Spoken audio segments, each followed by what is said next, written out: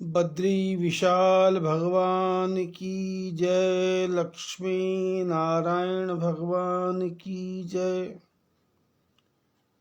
शंकर भगवान की जय। रामचंद्र भगवान की जय।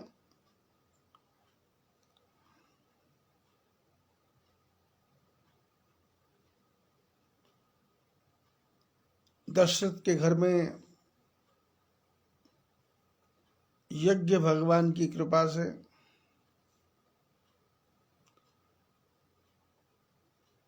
4 पुत्रों की प्राप्ति हुई और जंगल में रहने वाले विश्वामित्र महामुनि ज्ञानी वो दशरथ के यहाँ आए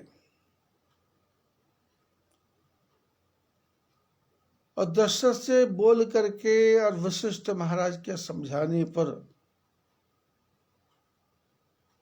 दशरथ ने अपने 2 पुत्र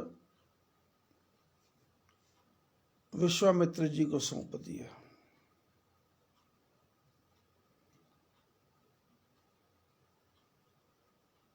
और विश्वामित्र राम लक्ष्मण को लेकर के जंगल की तरफ पैदल ही गए।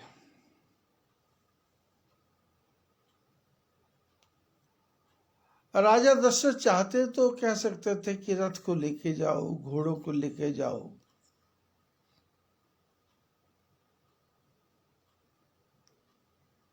सेवकों को लेके जाओ,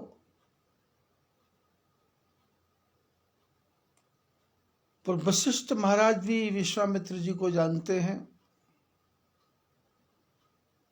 और दशरथ भी विश्वामित्र जी को जानते हैं कि ये महान तपस्वी हैं।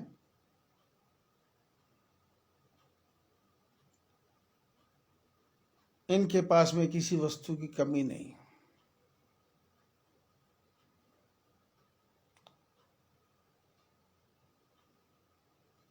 क्योंकि योगियों का जो जीवन होता है, ऋषि मुनि साधु संत महात्माओं का जो जीवन होता है,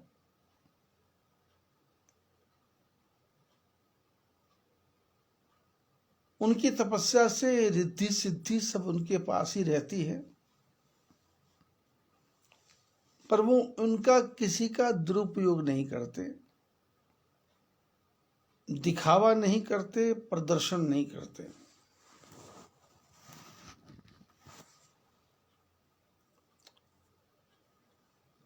विश्वामित्र राम जी को लेकर के जंगल में गए तो सबसे पहली समस्या थी ताड़का।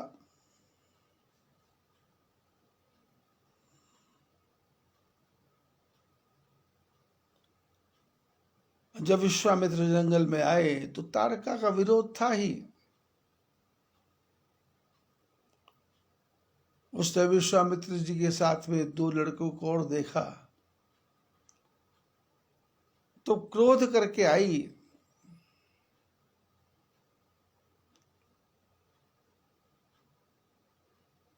चले जात मुनि दीन दिखाई। जाते जाते महात्मा जी ने दिखाया कि ये है वो ताड़का। अब ताड़का ने अपना नाम सुना तो सुन ताड़का क्रोध कर धाई। ताड़का क्रोध करके भागी कि बालकों को अभी काट के खा जाऊंगी, समाप्त कर दूंगी, ऋषि को भी खत्म कर दूंगी।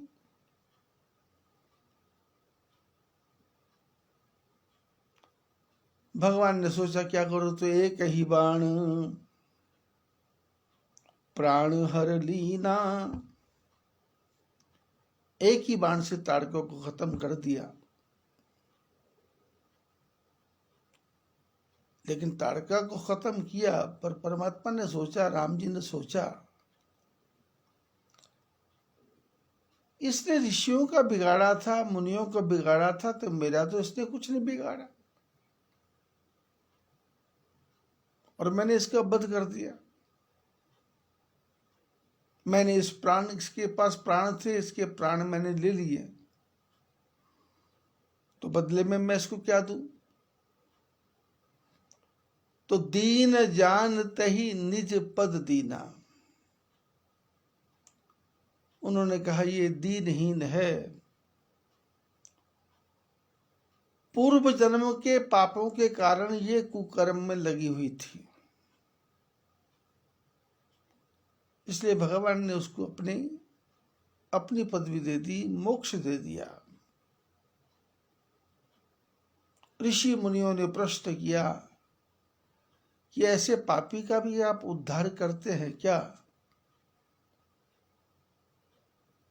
तो भगवान बोले, जो यथा माम प्रपद्यन्ते तांस्तथैव भजाम्यहम्।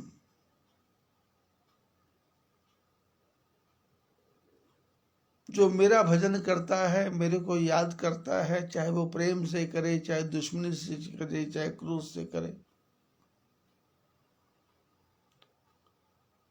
महापुरुष कहते हैं मिश्री का स्वाद मीठा होता है।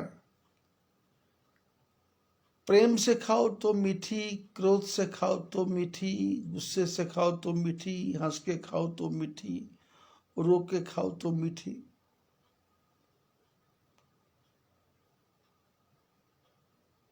किसी भी प्रकार से खाओगे मिश्री का स्वाद मीठा।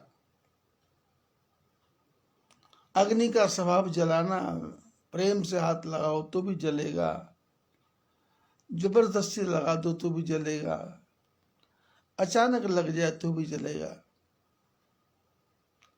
ऐसे भगवान का नाम है। राम धन मीठा रे मीठा, राम धन मीठा रे मीठा।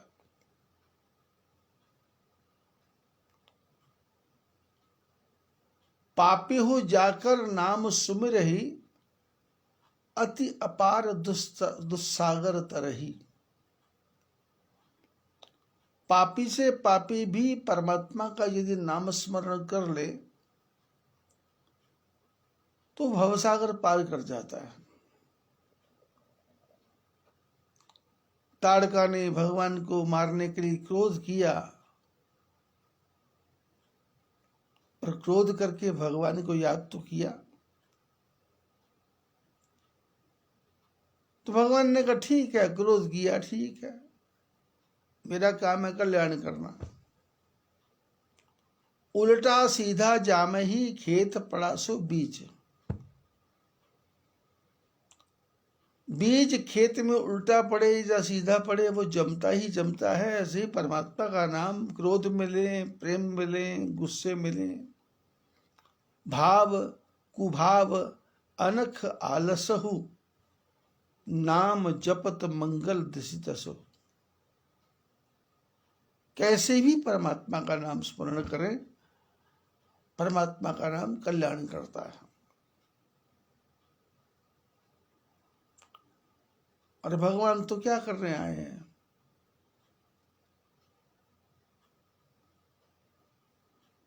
ये तो संसार में जो बुराइयां हैं उनको मिटाने आए हैं। पापियों का नाश नहीं करने आए, पाप का नाश करने आए हैं। विकृतियों का नाश करने आए हैं। ताड़का विकृति थी,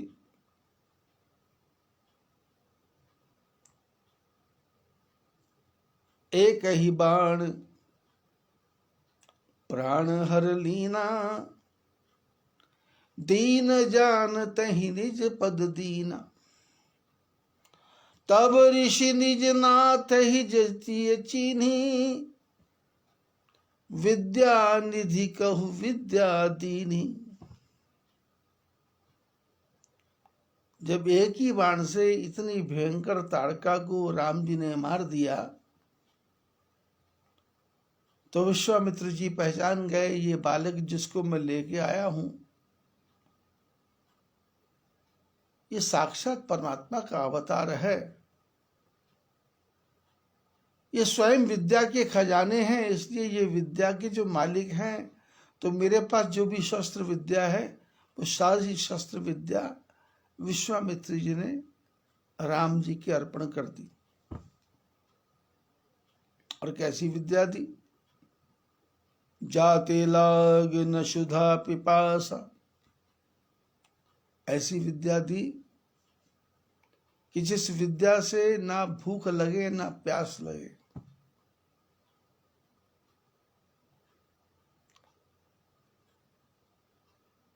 जो महापुरुष समाधि में चले जाते हैं, 5-5, 6-6, 10-10 साल की समाधि में चले जाते हैं, उनको भोजन की आवश्यकता नहीं है। शरीर पंचतत्व तत्व का बना है और संसार में पंचतत्व फैले हुए हैं, और शरीर पंचतत्वों को पंचतत्वों से ही ग्रहण करता रहता है। इसलिए ऐसी विद्या दी जिससे ना भूख लगे ना प्यास लगे। अतुलित बल तर तेज प्रकाशा, और भूख प्यास लगे नहीं, लेकिन शरीर में जो बल है वो भी कम ना हो, तन का तेज भी कम ना हो, तन का प्रकाश भी कम ना हो। संसार में अक्सर क्या होता है कि मनुष्य पानी ना पिए तो शरीर में से तेज खत्म हो जाता है।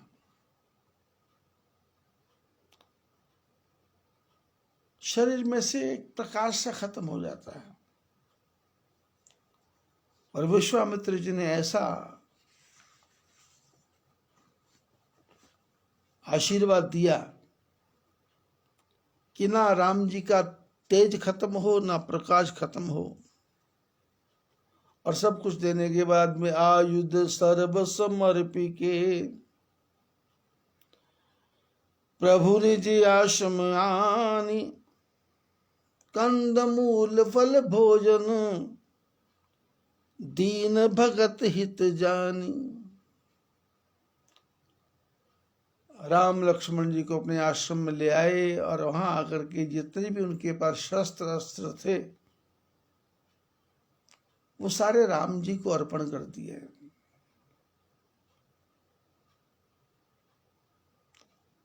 और जंगल में जो भोजन था, कंद मूल फल,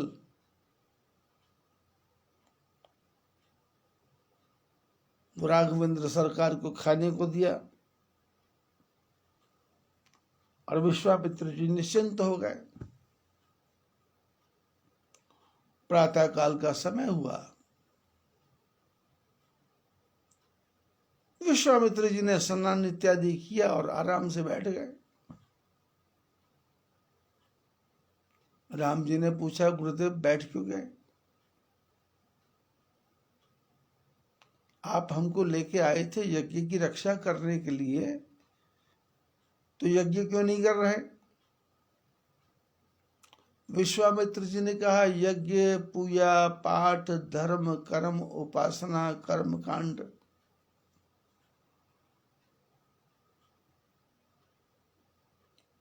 संसार के जितने भी धार्मिक कर्म हैं उन सब का लक्ष्य एक है, परमात्मा की प्राप्ति करना।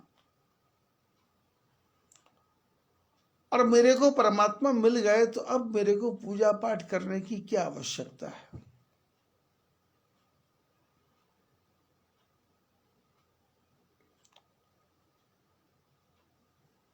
हमारे सनातन धर्म में क्या है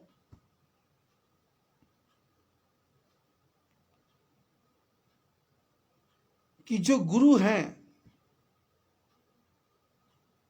जो सर्वश्रेष्ठ हैं, जो ज्ञानी हैं, वो अपनी तपस्या से, साधना से, ज्ञान से, धर्म से, योग से, सिद्धि से एक ऊंची अवस्था को प्राप्त कर लेते हैं।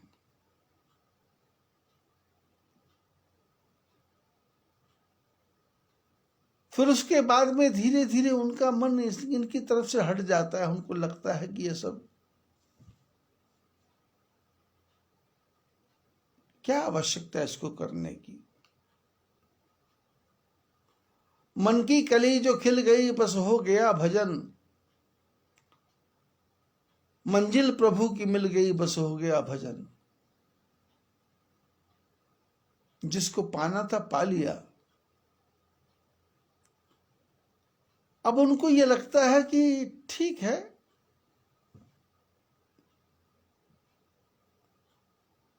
फिर वो ज्यादा तिलक लगाना, कर्मकांड करना, त्रिपुंड लगाना, ऊर्ध्वपुंड लगाना, मौली बांधना, गले में माला पहनना,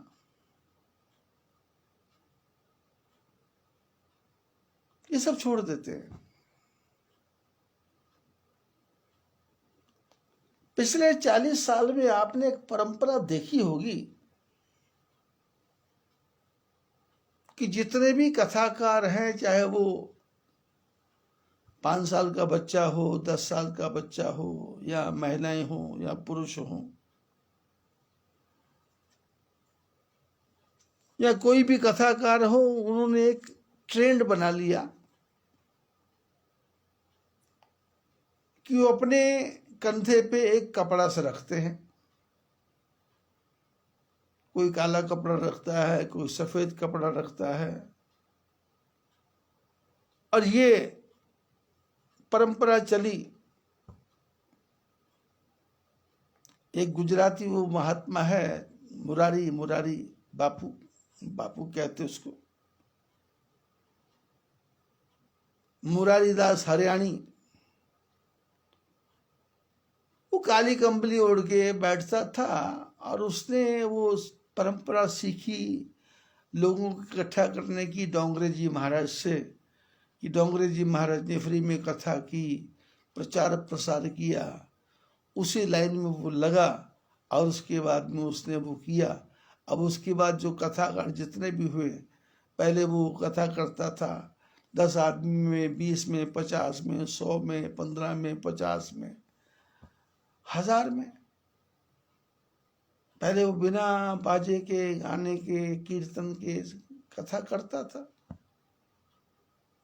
उसके बाद में उसको लगा कि भाई ढोलक मजीरा ये हो। और आजकल तो मैंने देखा है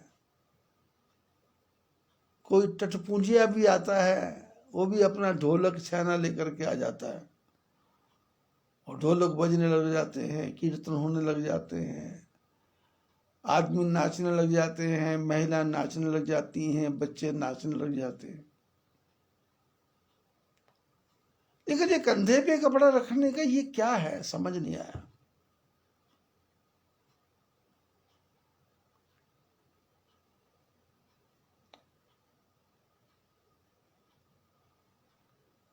बचपन में जब मैं भी कथा किया करता था, 15-16 साल से 20 साल की उम्र के बाद में, तो मेरे पास भी एक मूंगे की माला थी। अब वो माला इतनी छोटी थी कि गले में नहीं आती थी, तो मैं उसको हाथ में लपेटता था, तो हाथ में लिपटती नहीं थी, तो मैं उसको उंगली में फंसा लेता था। तो कथा करता था, तो कथा करते करते लोग मेरे को कब माला को ज्यादा देखते थे और सोचते थे इस माला में कोई ताकत है।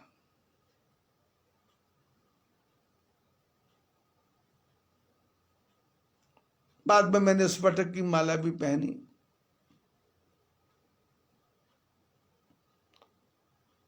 रुद्राक्ष की माला पहनी, लोगों ने कहा ये होगा ठीक, वो होगा ठीक, पर मेरे को लगा कुछ नहीं।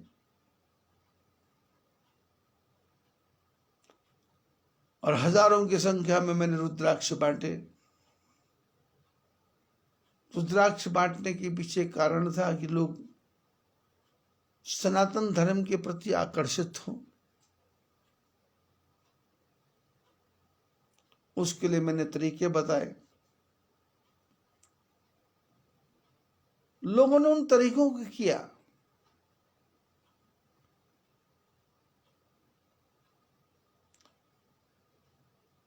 साधु का श्रृंगार है तिलक लगाना, लेकिन तिलक ही साधु का श्रृंगार नहीं है। महापुरुषों ने कहा, मन न रंगाया योगी रंग लीना कपड़ा। मन को रंगना है। बाबा मन की आंखें खोल, बाबा मन की आंखें खोल। तेरा जीवन है अनमोल बाबा, मन की आंखें खोल। मन की आंख जब खुल गई तो बाहर की वस्तुएं आडंबर लगती हैं, तो फिर बड़े होने पर जो गुरु हैं वो ज्यादा पूजा पाठ की तरफ ध्यान देते नहीं। लेकिन शास्त्रों ने कहा, और एक प्रैक्टिकल में भी है,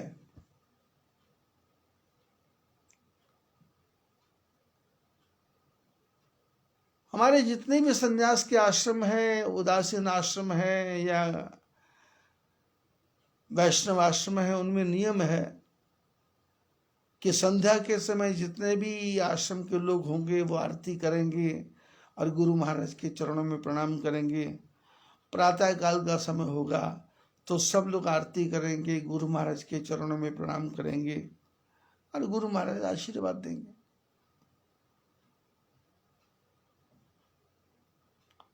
तो उससे क्या एक श्रद्धा पैदा होती है, एक विश्वास पैदा होता है, एक प्रेम पैदा होता है।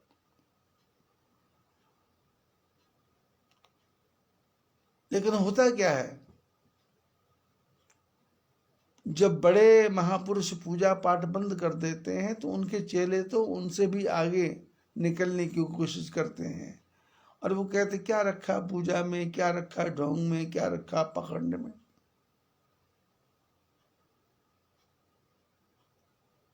मन साफ होना चाहिए, मन निर्मल होना चाहिए, मन स्वच्छ होना चाहिए। तो ऐसा करके अवॉइड करते हैं।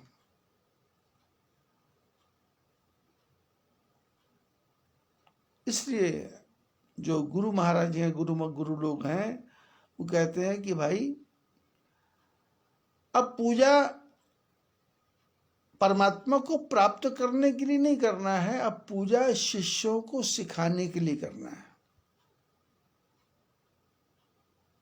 यहां पूजा होती है, वहां बैठना है,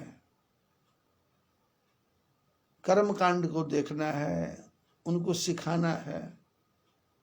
कोई शिष्य मंत्र गलत बोलता है तो उसको ठीक करना है और उसको समझाना है।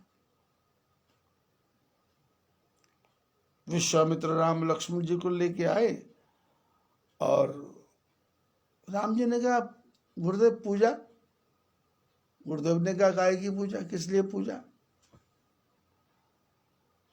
पूजा करनी थी तुम्हारे को प्राप्त करने के लिए, तुम मिल गए, अब कौन सी पूजा? लेकिन राम जी ने कहा ऐसा मत करो, आप पूजा नहीं करेंगे तो फिर हम भी कैसे सीखेंगे? हम नहीं सीखेंगे तो आपके दूसरे शिष्य भी छोड़ देंगे, परंपरा खराब हो जाएगी। इसलिए पूजा करना तो आवश्यक है। भगवान की मूर्ति घर में रखी है, उसका आचमन भी करना है, उसका प्रक्षालन भी करना है, उसके हाथ भी धुलाने हैं, अपने हाथ भी धोने हैं, आचमनी भी लेनी है, रोली मोली का बंधन भी करना है, सब कुछ करना है। अपने लिए नहीं, समाज में जागृति पैदा करने के लिए। गुरु महाराज कुछ नहीं कर रहे थे तो प्रात कह मुनि सन रघुराई, निर्भय यज्ञ करहु तुम जाई। प्रातःकाल राम जी ने कहा विश्वामित्र जी से कि गुरुदेव आप यज्ञ प्रारंभ करो।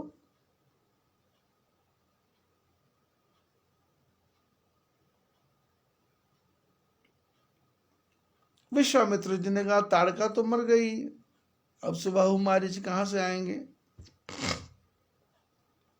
राम जी ने कहा भरोसा नहीं है, लेकिन आप करो तो सही।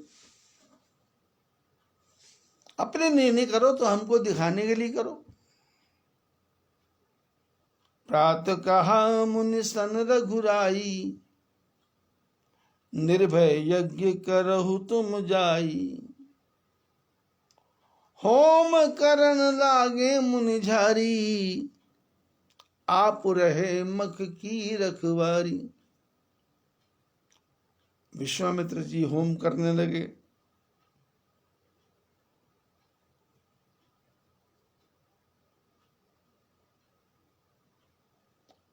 और राम जी यज्ञशाला से थोड़ी दूर यज्ञ की रक्षा करने के लिए घूमने लगे। सुन मारीच निशाचर कोही, लय सहाय धावा मुनि द्रोही। ताड़का का ही परिवार था मरीच। वो क्रोध करके आया अपने सैनिकों को साथ लेकर के, और भगवान राम जी ने देखा कि ये तो मारीच है, इससे तो हमको आगे भी काम लेना है। इसलिए बिन फर बाण राम तहि मारा, सत योजन गा सागर पारा। प्रभु राम जी ने धनुष पर जो बाण था, बाण की जो नोक थी उसको तोड़ दिया, और बाण की नोक तोड़ करके बिना कांटे का बाण मारीच को मारा, और बाण के सहारे से वो 100 योजन दूर सागर के पास जाके गिरा, लंका के पास जाके गिरा।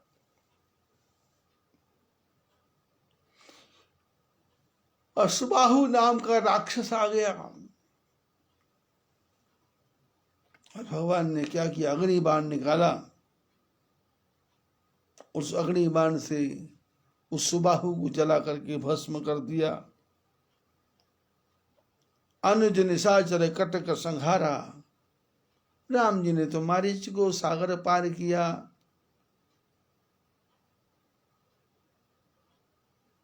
सुबाहु को जला करके भस्म कर दिया, और लक्ष्मण जी ने जो बाकी सारी सेना थी उन सबको समाप्त कर दिया।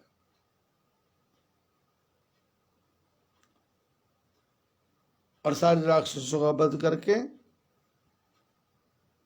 यज्ञ निर्विघ्न समाप्त हो गया। देवता जय जयकार करने लगे, भगवान की जय जयकार करने लगे, और कुछ दिन तक भगवान राम वहीं विराजमान रहे। और ब्राह्मणों पर दया की, ब्राह्मणों पर कृपा की, और ब्राह्मणों ने भी आशीर्वाद दिया। और वहां रह करके भगवान राम क्या करते हैं, भगति हेतु बहु कथा पुराण, कहे विप्र यद्यपि प्रभु जान। और जंगल में रहने वाले ब्राह्मण भगवान राघवेंद्र सरकार को कथा सुना रहे हैं, ज्ञान की, धर्म की, योग की।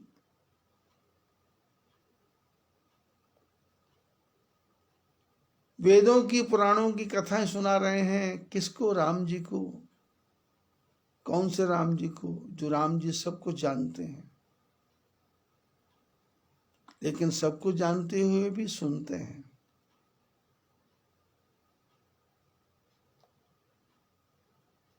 शास्त्र कहते हैं, महापुरुष कहते हैं, कहीं भी कथा होती उसको सुनना चाहिए। कथाकार कैसा है उसकी तरफ नहीं देखना, कथा कैसी है उसकी तरफ देखना। आडंबर है लेकिन फिर भी राम राम तो हो रहा है।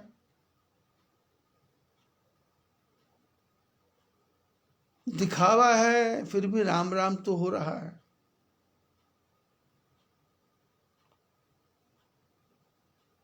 अवगुण तज सबके गुण गहही, विप्र धेनु हित संकट सहेही।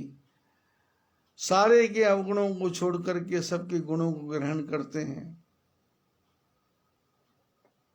और ब्राह्मणों के लिए संकट सहन करते हैं।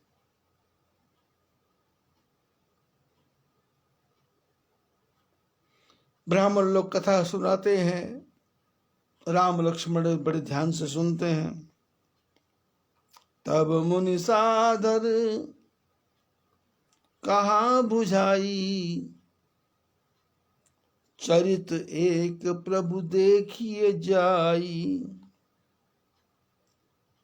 बहुत समय व्यतीत हो गया, तब विश्वामित्र जी ने राम जी को समझा के कहा कि भाई एक और थोड़ा सा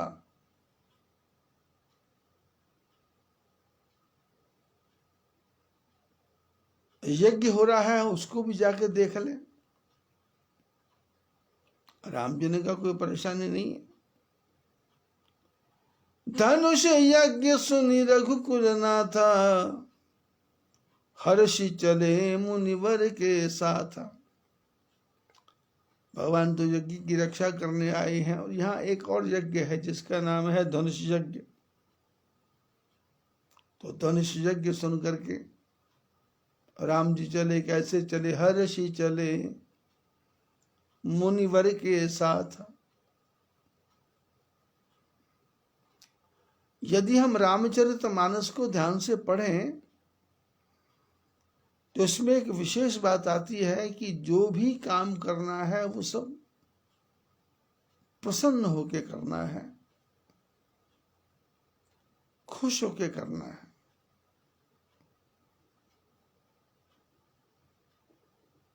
गले अपना ढोल नहीं बजाना, जबरदस्ती वाला काम नहीं करना। जो काम करना हृदय से करना है, और हृदय से ऐसे कि प्रसन्नता के साथ करने वाले को भी आनंद आए, देखने वाले को भी आनंद आए, और करवाने वाले को भी आनंद आए। टीका टिप्पणी नहीं। राम लक्ष्मण विश्वामित्र जी जा रहे हैं। आश्रम एक दीख मग माही, खग मृग जीव जंतु जह नाही। पूछा मुनि शिला प्रभु देखी, सकल कथा मुनि कहा विषेकी। गौतम नारी श्राप बस उपल देह धरि धीर, चरण कमल रज चाहती, कृपा करहु रघुवीर। राम लक्ष्मण जा रहे थे। रास्ते में एक बहुत सुंदर आश्रम दिखाई दिया, लेकिन आश्रम ऐसा सुनसान, कोई जीव जंतु विवाह नहीं है, कोई पशु पक्षी विवाह नहीं है। शमशान सी शांति, वीरानापन, अकेलापन।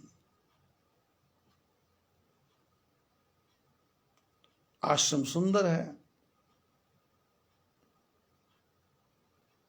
और वहां एक पत्थर रखा है।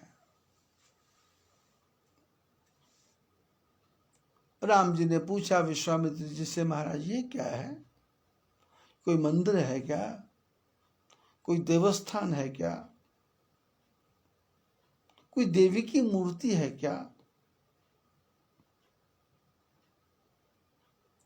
देवस्थान है तो भीड़ क्यों नहीं है? देवी की मूर्ति है तो लोग दर्शन करने क्यों नहीं आते? राम जी ने मुनि से, महात्मा से पूछा, क्या बात है, क्या कारण है? पूछा मुनि ही, विश्वामित्र से पूछा। शिला प्रभु देखी, पत्थर देखा। सकल कथा मुनि कहा विषय की। विश्वामित्र जी ने सारी कथा सुनाई कि देखो, यह गौतम नाम के ऋषि रहा करते थे।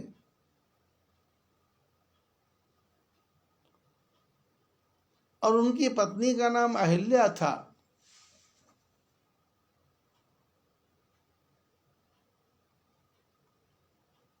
अहिल्या से इंद्र बहुत प्यार करते थे, लेकिन अहिल्या का विवाह गौतम ऋषि से हो गया।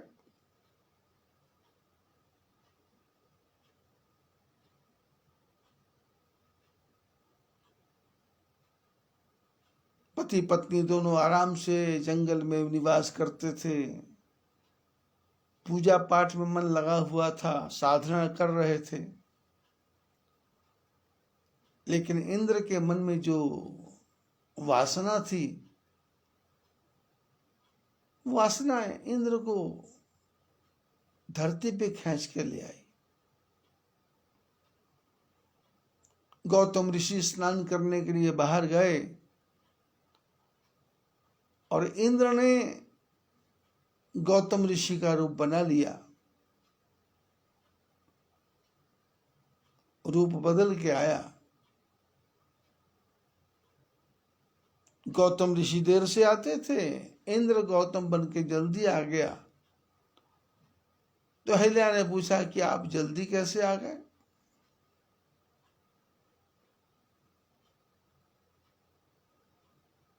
तो इस इंद्र ने बहाना बनाया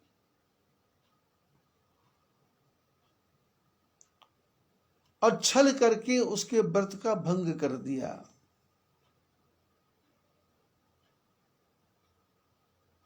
ऐसा क्रम चल ही रहा था, तो इतने में गौतम ऋषि आ गए। इंद्र भागा। गौतम ऋषि ने देखा, कौन इंद्र?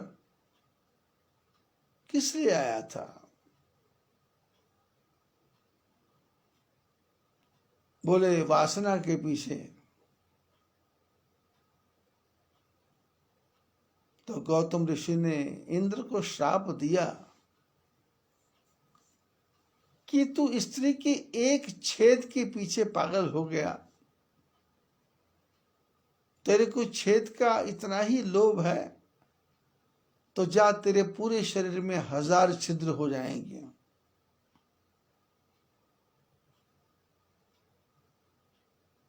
इंद्र के शरीर में हजारों छिद्र हो गए। यदि हम और आप विचार करके देखें तो हमारे सबके जीवन में हजारों हजारों छिद्र हैं।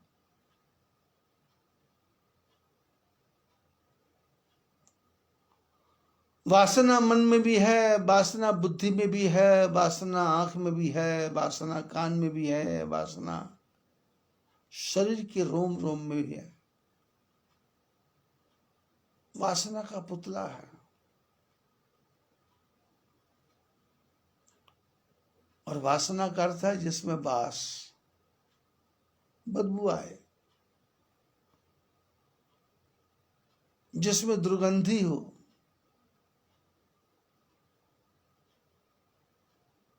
जिसमें ज्यादा आनंद ना हो।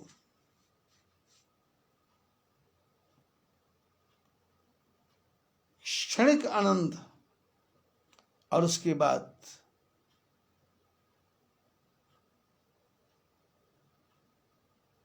मनुष्य का मन आक्रांत हो जाता है।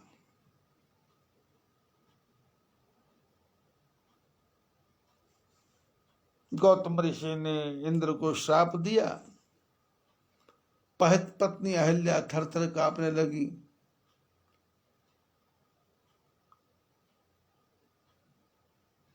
तो गौतम ऋषि ने कहा कि तेरी बुद्धि कितनी जड़ है, तेरी बुद्धि कैसी पत्थर जैसी है।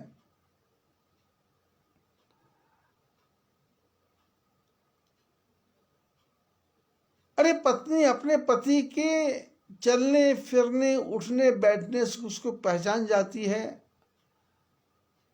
पर तू वासना के पीछे अंधी होकर के तेरे को समझ नहीं आया कि ये कौन था। इसलिए गौतम नारी श्राप बस उपल देह धरि धीर, चरण कमल रज चाहती कृपा करहु रघुवीर। विश्वामित्र जी ने कहा, ये गौतम की पत्नी अहिल्या है। गौतम ऋषि ने इसको पत्थर होने का श्राप दिया है। और ये पत्थर बन गई है।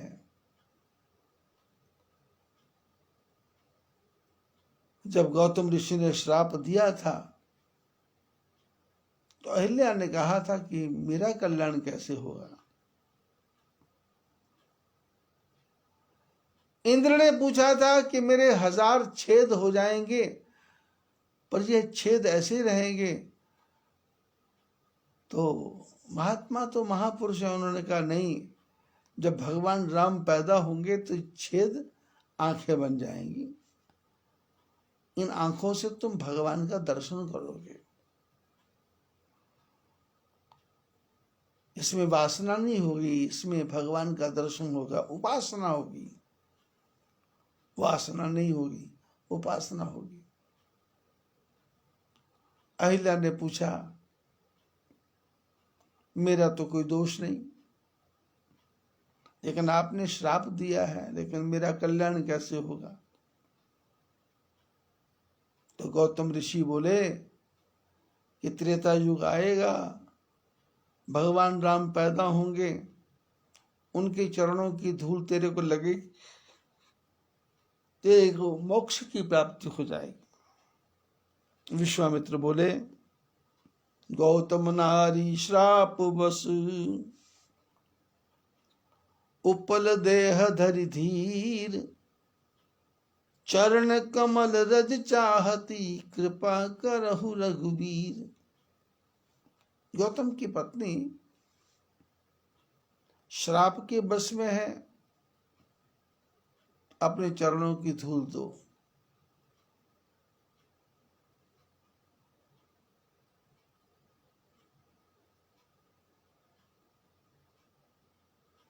काकभूषुंड कहते हैं गरुड़ जी, शंकर भगवान कहते हैं पार्वती। पर सत पद पावन शोक न सावन, प्रगट भई तप पुंज सही, देखत रघुनायक जन सुखदायक, सन्मुख होई कर जोरी रही। अति प्रेम अधीरा पुलक शरीरा, मुख नहीं आवत बचन कही, अतिशय बड़ भागी चरणन लागी, युगल नयन जलधार बही। धीरज मन कीना प्रभु कहु चीना, रघुपति कृपा भगति पाई, अति निर्मल बानी स्तुति ठानी, ज्ञान गम जय रघुराई। मैं नारी पावन जग प्रभु जग पावन, रावण रिपुजन सुखदाई, राजीव विलोचन भव भय मोचन, पाहि पाहि शरणन आई। मुनि श्राप जो दीना, यति भल कीना, परम अनुग्रह मैं माना। देखो भरी लोचन हरि भव मोचन, यह लाभ शंकर आना। बिनती प्रभु मोरी मैं अति भोरी, नाथ न मांगो वरयाना। पद कमल परागा रस अनुरागा, मम मन मधुप करई पाना।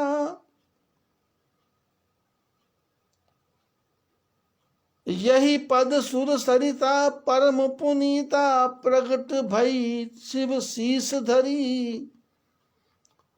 सोई पद पंकज यही पूजत अज, मम सिर धरे कृपाल हरि। अहि भांति सिधारी गौतम नारी, बार बार हरि चरण परी। जो अति मन भावा सोवर पावा, गए पति लोक आनंद करी। अस प्रभु दीन बंधु हरि कारण रहित दयाल, कृपा सिंधु सठ तेहि भज, छाड़ कपट जंजाल। राम जी ने कृपा की, गुरुदेव की आज्ञा हुई,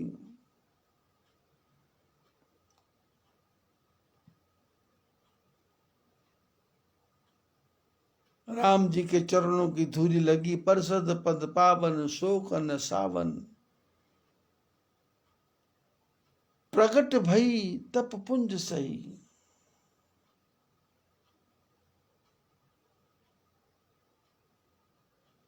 भगवान के चरणों की धूल लगी, पत्थर में से सुंदर स्त्री प्रकट हो गई। और कैसी है? तपस्या की पुंज है। राम जी को देखा, कैसे है राम जी? जन सुखदायक, जो भक्तों को शांति देने वाले हैं।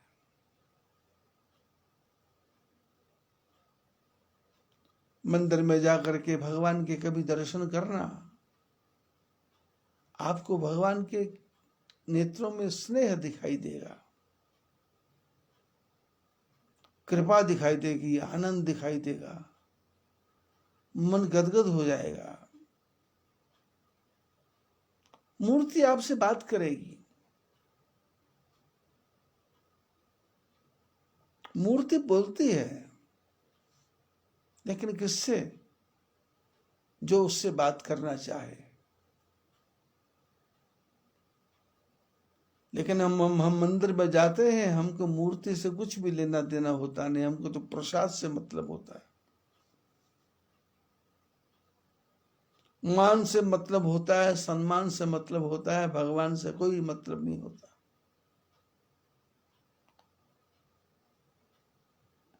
एक विचार है, जाना है, वापस आना है। बचपन से आदत पड़ी है। लेकिन जो सच्चे श्रद्धालु भक्त हैं, वो भगवान के सामने जाकर के निरंतर दर्शन करते हैं और आंखों में भगवान की मूर्ति को ऐसे बिठा के लाते हैं। मन के मंदिर में प्यारे बिठा ले उसे, जीवन नैया का केवट बना ले उसे। अंदर बढ़ के पौड़ी चढ़ के तू नजारा वेख ले, दिल दे अंदर प्रीतम वसदा प्रीतम प्यारा वेख ले। मन मंदिर विच गाफला झाड़ू रोज लगाया कर। पंजाबी के कवि कहते हैं, ऐ मूर्ख मन, प्रातः काल उठ के अपने मन मंदिर में झाड़ू लगाया कर और कचरे को साफ किया कर। और जब कचरा साफ हो जाए तो अंदर जा करके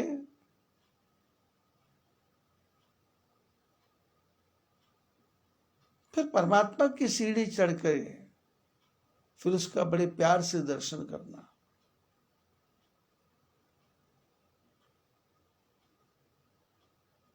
साधना की अनेकों पद्धतियां हैं। भगवान की मूर्ति को आंखों के रास्ते हृदय में बिछा देना है। आंख बंद करके परमात्मा का दर्शन करना है। आंख हमारी उगड़े त्या सीताराम जाऊं, आंख खुले तो सीताराम, आंख बंद हो तो सीताराम। उठते बैठते सोते जागते चलते फिरते, जित देखूं तित राममयी है, यहां देखूं।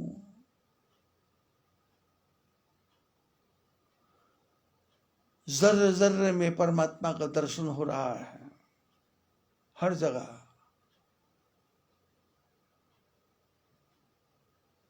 संसार में दुख नाम की वस्तु नहीं है, आनंद ही आनंद है।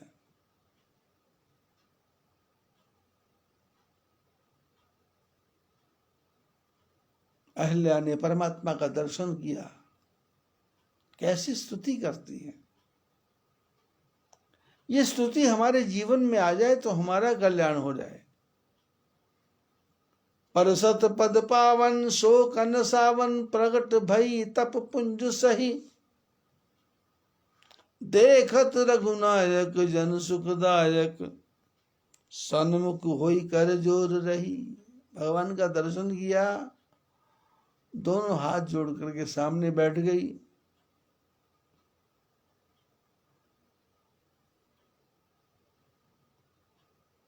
अति प्रेम अधीरा पुलक शरीरा, मुख नहीं आवत बचन कही।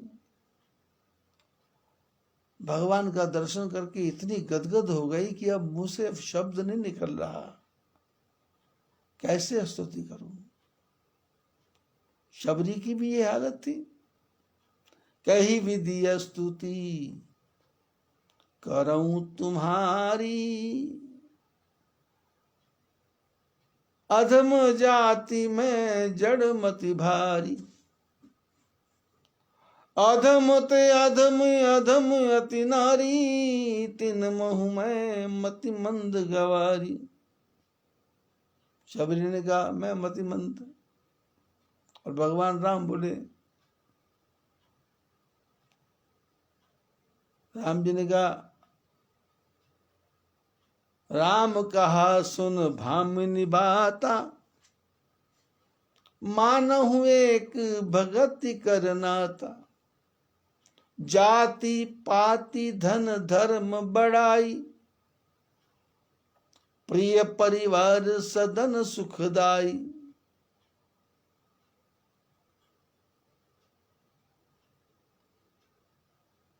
मैं न जाति को मानता हूं, न पाति को मानता हूं, न धन को मानता हूं, न धर्म को मानता हूं, न परिवार को मानता हूं। मानहु एक भगति कर नाता, मैं तो भक्ति का नाता मानता हूं।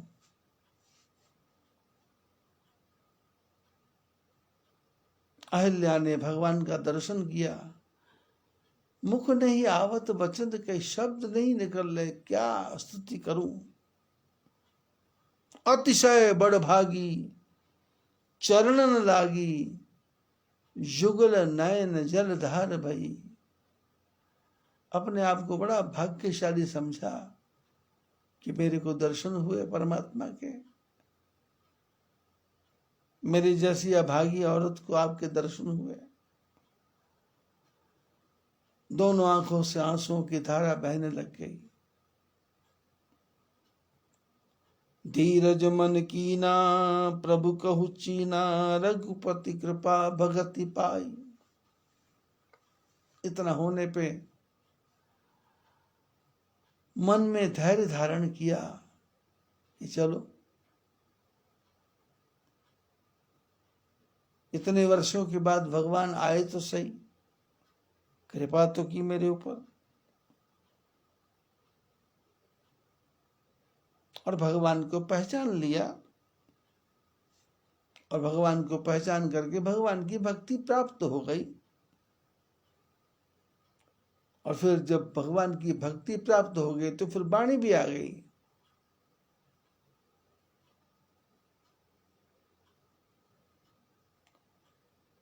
क्योंकि वाणी देने वाले भी परमात्मा है, बुद्धि देने वाली भी परमात्मा है, बुद्धि का विकास करने वाली भी परमात्मा है, बुद्धि में शब्दों को भरने वाले भी परमात्मा है। अपने रूप का चमत्कार दिखाने वाले भी परमात्मा है, अपने रूप में स्थापित होने वाले भी परमात्मा है, अपने में स्थापित करने वाले भी परमात्मा है।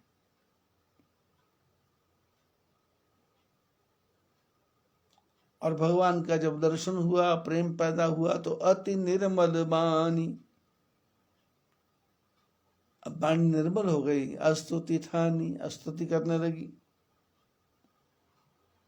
ज्ञान गम जय रघुराई, ये प्रभु आप ज्ञान से परे हो, आपकी जय हो। मैं आपकी स्तुति कैसे करूं। मैं नारी पावन, मैं अपवित्र नारी हूं। प्रभु जग पावन, भगवान तो संसार का कल्याण करने वाले हैं। रावण रिपुजन सुखदाई, आप रावण के दुश्मन हैं और संसार को सुख देने वाले हैं। राजीव विलोचन भव भय मोचन, पाही पाही शरणन आई।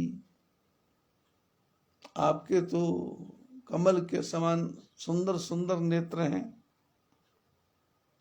आप भव सागर के भय से दूर करने वाले हैं। मैं आपके चरणों में बार बार प्रणाम करती हूँ, मैं आपके चरणों में बार बार प्रणाम करती हूँ। राम जी अहिल्या को देख रहे हैं और अहिल्या ने अंत में कहा, मुनि श्राप जो दीना अति भल कीना, परम अनुग्रह मैं माना। मेरे गुरुदेव ने जो मेरे पति ने जो मेरे को श्राप दिया था, उस समय में मेरे को बहुत बुरा लगा था, लेकिन मुनि श्राप जो दीना अति भल कीना, परम अनुग्रह मैं माना। ऋषि जी ने जो मेरे को श्राप दिया था, बहुत अच्छा किया, मेरे पे बड़ी कृपा की। देखो भरी लोचन हरि भव मोचन, इहे लाभ शंकर आना। मैं आपका दर्शन कर रही हूं आंखों से भर भर के। कौन से परमात्मा का जिनका दर्शन शंकर भगवान करते हैं। मेरा इतना सौभाग्य, ये मेरे पति का आशीर्वाद है। बिनती प्रभु मोरी मैं मति भोरी, नात न बांगो वरियाना। प्रभु मैं एक प्रार्थना कर रही हूं, मेरे पास बुद्धि नाम की चीज तो कोई नहीं है, लेकिन मैं कोई वरदान नहीं मांगती, कोई वरदान नहीं मांगती, और इतना ही मांगती हूं, पद कमल परागा रस अनुरागा, मम मन मधुप करे पाना। बस मेरी यही की इच्छा है कि ये मेरा मन रूपी जो भंवरा है, आपके चरण कमल रूपी जो कमल है, उसमें जो पराग है, उसी रस में डूबा रहे, उसी रस में रमा रहे। मेरा ध्यान आपके चरणों को छोड़ के और कहीं नहीं जाए। कौन से चरण? यही पद सुर सरिता परम पुनीता, प्रगट भई शिव शीस धरी। कौन से चरण? कौन से चरण कमल? जिन चरण कमलों से गंगा प्रकट हुई और गंगा प्रकट होके पवित्र जो शंकर की जटा में रहती है, ऐसे चरण, उन चरणों का ध्यान मेरे मन में बना रहे। सोई पद पंकज यही पूजत अज, मम सिर धरियो कृपाल हरि। वही चरण। कौन से चरण? जिन चरणों को ब्रह्मा जी ने धो लिया था, जिनकी पूजा की थी, उन चरणों को आपने मेरे सिर पे रखा, मेरे ऊपर कितनी कृपा की। ऐसा आशीर्वाद हमेशा बना रहे। अहि भांति सिधारी गौतम नारी, बार बार हरि चरण परी। इस प्रकार के गौतम की पत्नी अहिल्या बार बार राम जी के चरणों में प्रणाम करती करती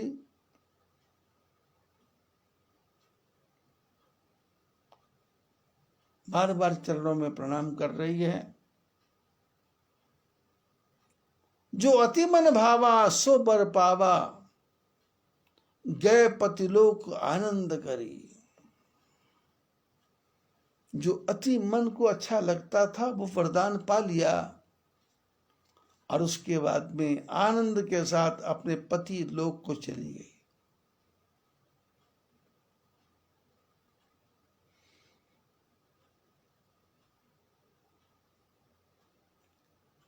मेरे को संसार में घूमने का एक लाभ मिलता है। हजारों परिवारों का मेरे साथ संपर्क हुआ, पर मैंने किसी परिवार में भी पति पत्नी का आपस में प्रेम नहीं देखा।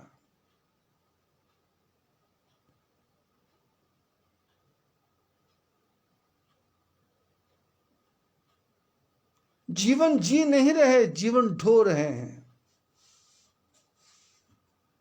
गौतम ने अहल्या को श्राप दिया, लेकिन श्राप देने के बाद भी गौतम की पत्नी अहल्या अपने पति लोक को गई।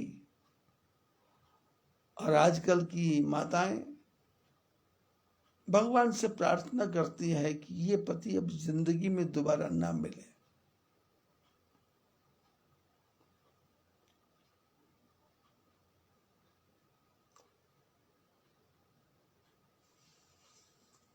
शंकर भगवान कहते हैं, अस प्रभु दीन बंधु हरि,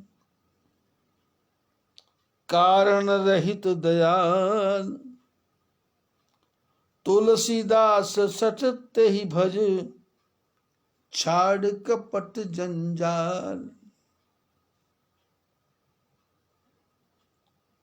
गोस्वामी जी कहते हैं, ऐसे परमात्मा जो पत्थर पर भी कृपा करते हैं, ताड़का पर भी कृपा करते हैं। और कैसी कृपा? कारण रहित दयाल, कोई कारण नहीं है। नहीं भी चरण स्पर्श करते तो भी कुछ नहीं बिगड़ने वाला था। ताड़का को मोक्ष नहीं देते तो भी कुछ बिगड़ने वाला नहीं था। पर भगवान तो कारण रहित दयाल। हम और आप विचार करके देखें गहराई से, तो जो सुख हमारे जीवन में है, क्या उस सुख के लायक हम हैं क्या? जो संपत्ति, जो ऐश्वर्य, जो सुख, जो सत्ता, जो यश, जो मान हम सबको मिला है,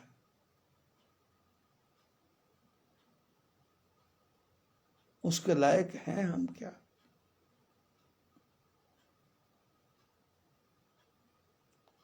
यदि बहुत गहराई से देखें तो दिखाई देगा ये सब परमात्मा की कृपा है, परमात्मा का आशीर्वाद है। ऐसे प्रभु, अस प्रभु दीन बंधु हरि, कारण रहित दयाल, तुलसीदास सठ तेहि भज, छाड़ कपट जंजाल। गोस्वामी जी कहते हैं, हमारे जैसे मूर्खों को, ऐ मूर्खो, हठ को छोड़ दो। मैं मेरा, तू तेरा, मेरा अपना पराया, ये कुछ नहीं है। ये तो एक क्षण का खेला है।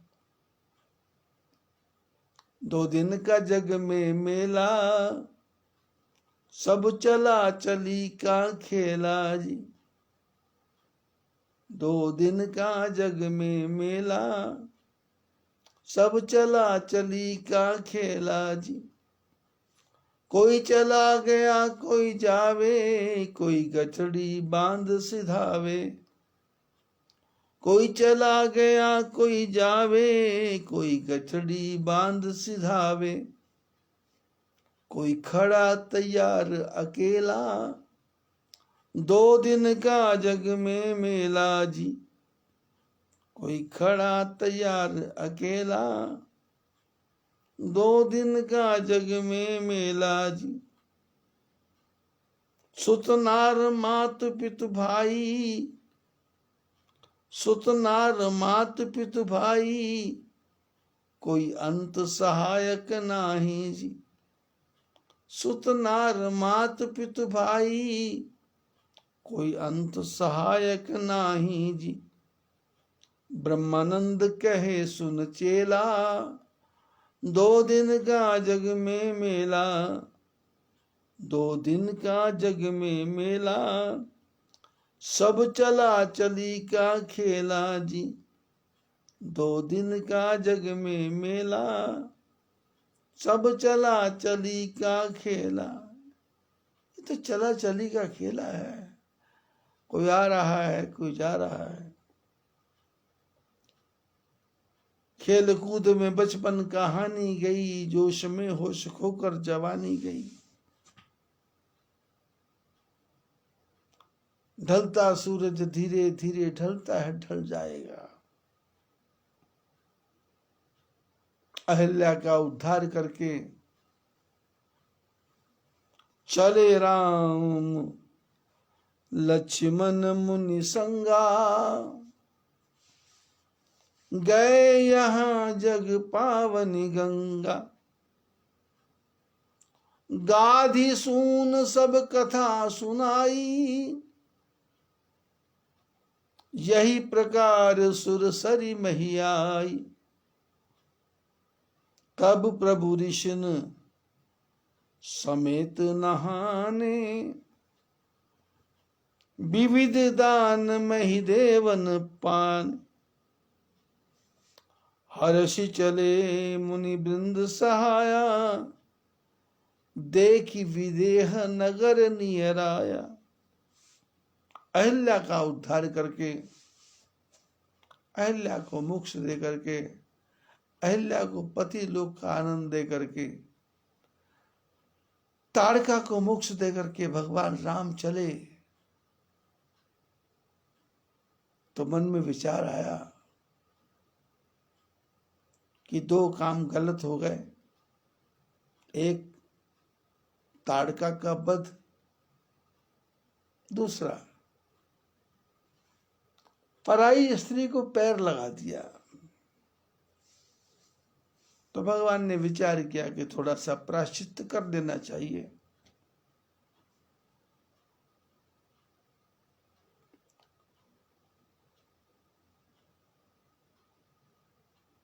गुरु महाराज विश्वामित्र के साथ में राम लक्ष्मण वहां पहुंचे। यहां पवित्र गंगा बहती है,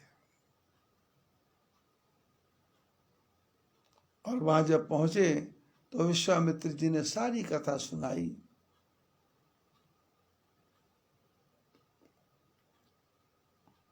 हमारे शास्त्रों में वर्णन है कि जब भी आप कहीं तीर्थ यात्रा पर जाओ तो तीर्थ यात्रा में जाकर के एक दिन वहां अवश्य रहना चाहिए,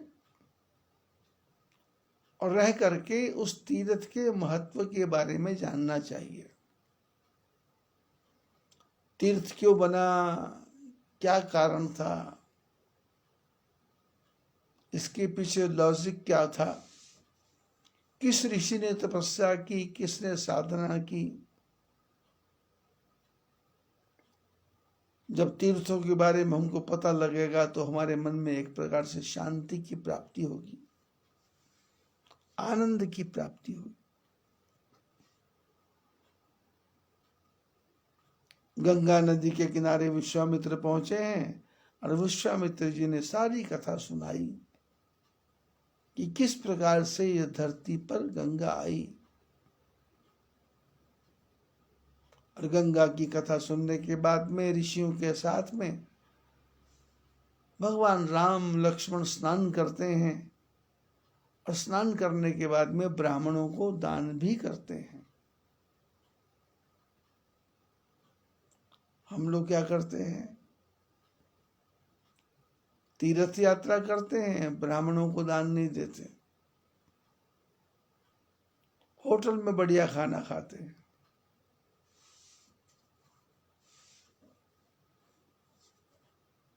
कैमरे से बढ़िया फोटो खींचते हैं।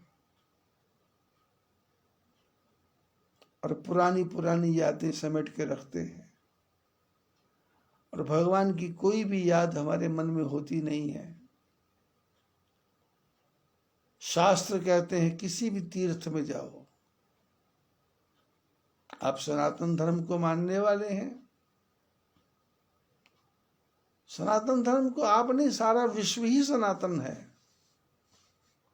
सूर्य सनातन, चंद्र सनातन, पृथ्वी सनातन, इस धरती में पैदा होने वाला हर मनुष्य सनातन।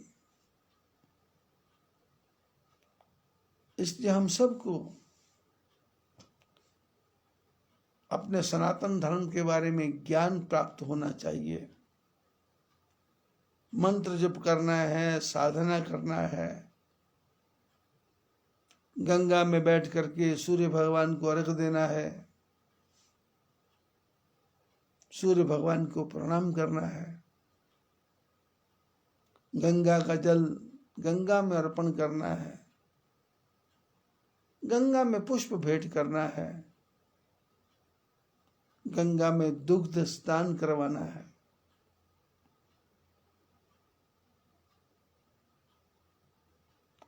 और सारे ब्राह्मणों को दान करके